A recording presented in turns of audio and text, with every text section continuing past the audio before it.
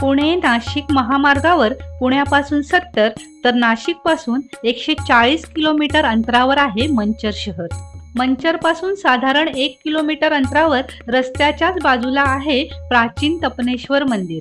भीमाशंकरला जाण्यापूर्वी तपनेश्वर महादेवांचं दर्शन करावं असं सांगितलं जातं. पुण्यातील आंबेगाव तालुक्यातील आताचे मंचर म्हणजेच महाभारत आणि रामायणापूर्वीची ही मणिपूर नगरी. या पवित्र भूमीत प्राचीन काळापासून ऋषीमुनी तप करत होते. त्यांच्या तपामध्ये बलाढ्य राक्षस भीमासूर वारंवार विघ्ने आणू लागला. भीमासुराच्या अत्याचाराला कंटाळून ऋषीमुनी भगवान शंकरांना शरण गेले. भगवान शंकर ऋषीमुनींच्या मदतीला धावून आलेले आहेत ही बातमी भीमासुराला कळली आणि त्याने आपल्या सामर्थ्याने भगवान शंकरांना तेथेच रोखून धरले. त्यावेळी 1.5 कोस अंतरावर म्हणजे आत्ताचे वडगाव काशिंबे येथे श्री गणपतींचे वास्तव्य होते. त्यांच्या सल्ल्यानुसार भगवान शिवानी येथे 12 वर्ष तपश्चर्या केली आणि त्यानंतर त्यांनी भीमासुराचा आत्ताचे भीमाशंकर येथे वध केला. सर्व ऋषीमुनी चिंता आणि भयमुक्त झाले. अर्थात भगवान शिवानी येथे 12 वर्ष तपश्चर्या केली म्हणून या पावन भूमीचे नाव तपनेश्वर भूमी असे रूढ झाले आणि म्हणूनच भाविक प्रथम श्री तपनेश्वर महादेवांचे दर्शन घेऊन पुढे भीमाशंकरांचे दर्शन घेण्यासाठी जातात.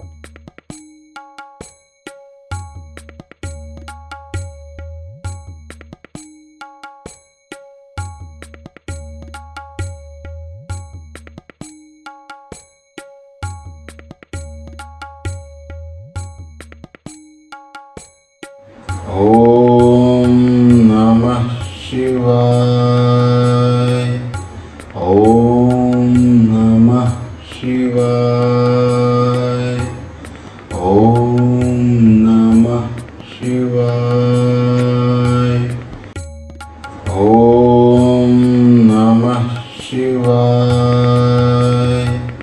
ओम नमः शिवाय. ओम नमः शिवाय. ओम नमः शिवाय. ओम नमः शिवाय. ओम नमः शिवाय. या निसर्गरम्य तीर्थावर पांडवांनी तपस्या केली असे पौराणिक संदर्भ देखील उपलब्ध आहेत. भगवान शिवशंकरांच्या पावन पवित्र तपोभूमीचे दर्शन घेण्याचा मोह भगवान श्रीकृष्णांना देखील अनावर झाला आणि लवकरच तो योग भगवान श्रीकृष्णांच्या जीवनात आला. त्या काळी येथे राजा बब्रुवाहन राज्य करीत होता. एकदा भगवान श्रीकृष्णांनी हस्तिनापूर येथे जाऊन पांडवांना अश्वमेध यज्ञ करण्यास सांगितले. त्यावेळी पृथ्वी प्रदक्षिणेसाठी सोडण्यात आलेल्या अश्वाचे रक्षण सर्वश्रेष्ठ धनुर्धारी अर्जुन करत होते. वायुवेगाने धावणाऱ्या अश्वाला मणिपूर येथे वीर बब्रुवाहनाने अडवले आणि मी आपलाच पुत्र आहे असा परिचय त्याने विनम्र स्वरात अर्जुनाला दिला.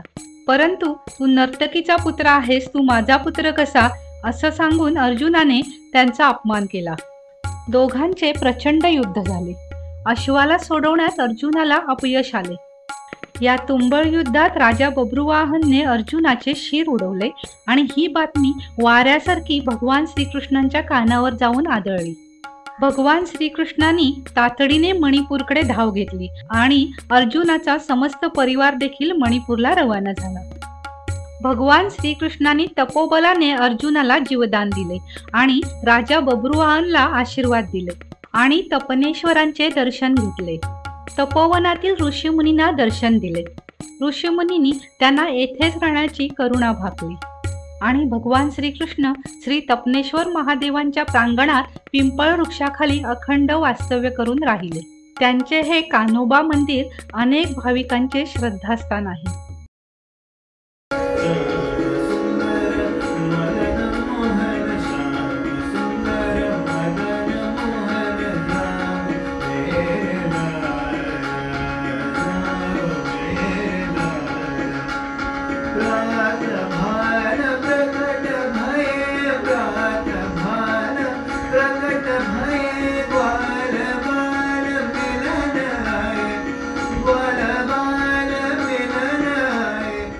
श्री तपनेश्वर महादेवांच्या मंदिरासमोरील भक्कम दगडी बांधकामांनी परिपूर्ण असलेले विस्तीर्ण दुदुंबी तळे रामायणकालीन मणिपूरचा इतिहास सांगणारे आहे.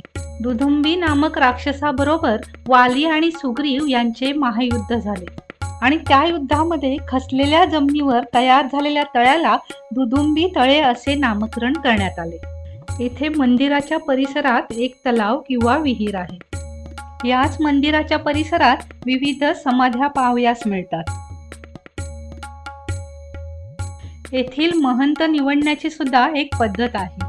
श्रीनाथ संप्रदायाच्या स्थापन कालापासून त्र्यंबकेश्वर येथे होणाऱ्या कुंभमेळ्यातील नाथ संप्रदायाची दिंडी श्री क्षेत्र पारुंडे मार्गे दर 12 वर्षांनी श्री तपनेश्वर महादेवांच्या प्रांगणात उपस्थित होते. येथील नाथ संप्रदायाच्या गादीवर विधिवत महंत म्हणून या दिंडीतील एक साधू नियुक्त केला जातो. शिवनामाच्या गजरामध्ये हा साधू समाज मार्गरत होतो. मंदिराच्या परिसरात सुंदर असं कालिका मातेचं मंदिर आहे.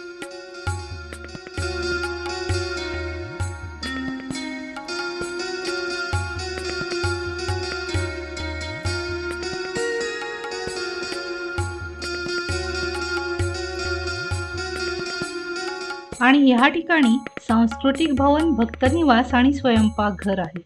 मंचर गावचं आणखीन एक वैशिष्ट्य म्हणजे संतश्रेष्ठ तुकाराम महाराज जेव्हा ओतूरला जात होते तेव्हा ते मंचरमध्ये 10 दिवस राहिले होते आणि त्यावेळेला त्यांनी मंचरी हा ग्रंथ लिहिला.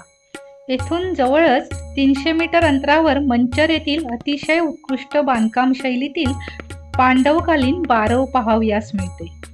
मंचर हे शहर विद्येचे माहेरघर आणि बटाट्याची जागतिक बाजारपेठ म्हणूनही उदयोन्मुख झालेले आहे. आजचे मंचर शहर मध्ययुगीन काळात एक लहानसे गाव होते जे पैठण आणि जुन्नर या ऐतिहासिक शहरांना जोडणाऱ्या व्यापारी मार्गावर वसलेले होते.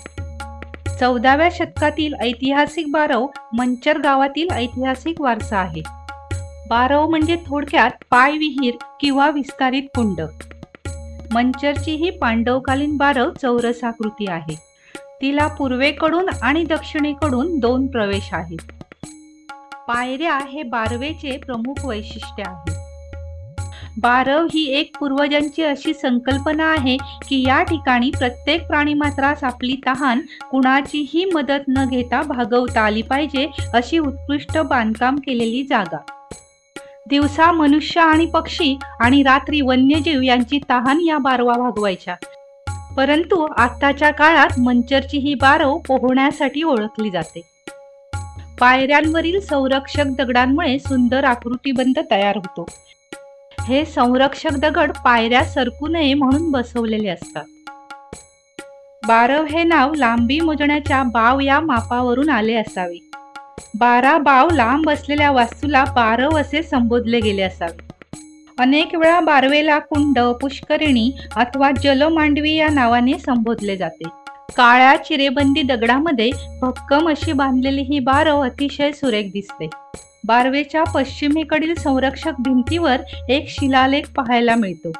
हा शिलालेख बारवेच्या निर्मितीबद्दलची माहिती सांगतो. 25 ओळींचा हा महत्त्वपूर्ण लेख बारव स्थापत्याच्या दृष्टीने महत्त्वपूर्ण आहे. या शिलालेखाच्या डाव्या बाजूला सूर्य आणि उजव्या बाजूला चंद्र कोरलेला आहे.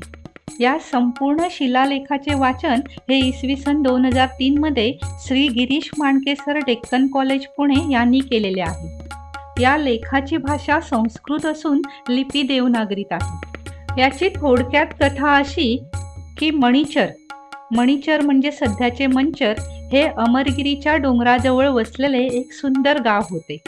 मणिचरमध्ये लादीदेव नावाचा एक सक्षम, न्यायी, शूर व देखणा तरुण राहत होता, जो गावच्या प्रमुखाचा मुलगा होता. एका रात्री लादीदेवच्या स्वप्नात पृथ्वी येते व त्याच्या गावात कायमस्वरूपी वास्तव्य करण्याची इच्छा व्यक्त करते. दुसऱ्या दिवशी उठल्यावर लादीदेवला त्याचे स्वप्न आठवते आणि त्यानुसार गावातील एका सुयोग्य ठिकाणी तो बारव बांधण्याचा निर्णय घेतो. या बारवेमुळे मंचरच्या दुष्काळग्रस्त ग्रामस्थांची पाण्याची सोय होईल असा विचार तो करतो. त्यानुसार एक शुभमुहूर्त काढून लादीदेव शके संवत 1266 म्हणजे इसवी सन 1344 रोजी बारवेच्या बांधकामाला सुरुवात करतो. पावसाळ्यात देखील पाण्याची पातळी योग्य ठेवण्यासाठी इथे एक विशिष्ट पद्धतीची रचना केलेली आहे. जास्तीचे पाणी या होलमधून बाहेर सोडण्यात येते.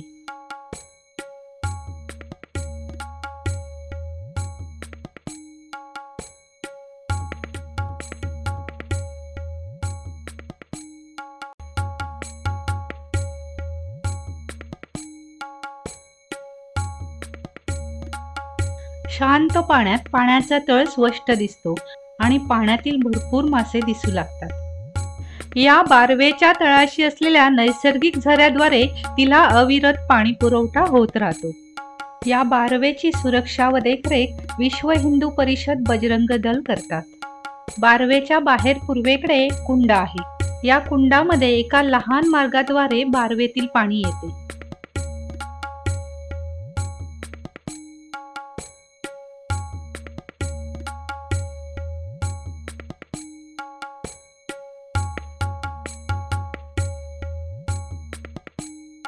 गावातील स्त्रिया अनेकदा या पाण्याचा उपयोग कपडे धुण्यासाठी करतात.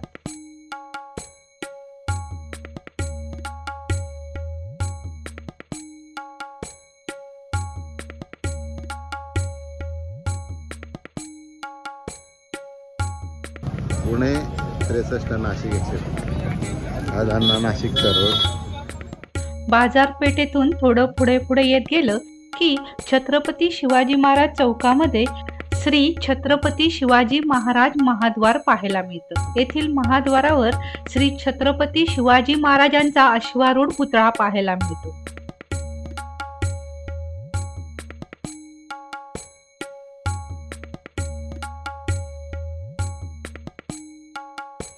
छत्रपती शिवाजी महाराज की जय.